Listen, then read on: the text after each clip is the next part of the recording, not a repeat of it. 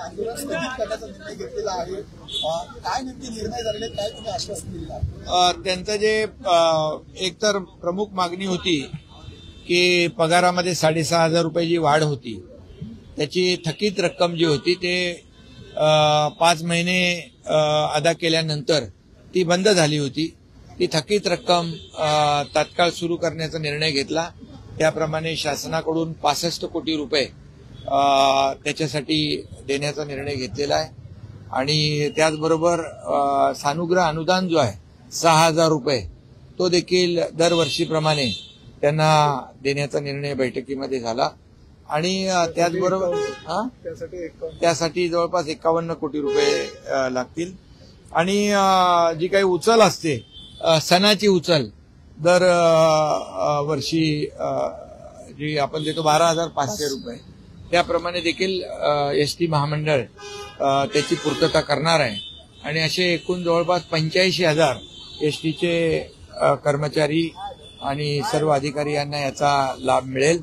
आम्ही महायुती सरकार म्हणून मुख्यमंत्री देवेंद्रजी, अजितदादा आणि आम्ही जेव्हा जेव्हा सर्वसामान्य शेतकरी असेल, लाडक्या बहिणी असतील आणि जेव्हा एसटी कर्मचारी देखील जे आहेत ते देखील अतिशय म्हणजे गाव तिथं एसटी, अतिशय म्हणजे जिथं अगदी रस्ता नाही चांगला तिथं देखील ही एसटी पोहोचते आणि आपल्या सर्वसामान्य गोरगरीब महाराष्ट्रातल्या जनतेला सेवा देत असते.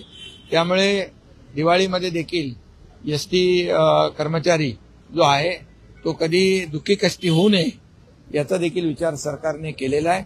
आणि त्याचबरोबर मंत्री प्रताप सरनाईक यांनी देखील अनेक योजना ज्या या ठिकाणी सुरू केलेल्या आहेत त्यांच्या मंत्रीपदाची जबाबदारी घेतल्यानंतर. तर मला वाटतं भविष्यामध्ये एसटी स्वतःच्या पायावर उभं राहण्यासाठी अनेक जे रिसोर्सेस आहेत त्याचा अवलंब करते आहे. आणि भविष्यामध्ये एसटी स्वतःच्या ताकदीवर देखील उभी करण्याचा जो काही प्रयत्न सुरू आहे याला शासनाला युनियन जे आहेत, इथं आपले बर्गे साहेब आहेत आणि इतरही सर्व लोक, अडसूळ साहेब मगाशी होते, इतर लोक सर्वच जे युनियनचे पदाधिकारी होते त्या सगळ्यांनीच सहकार्याची भूमिका घेतलेली आहे. आणि शेवटी सरकार आणि एसटी कर्मचारी हे काही वेगळे नाही आहेत.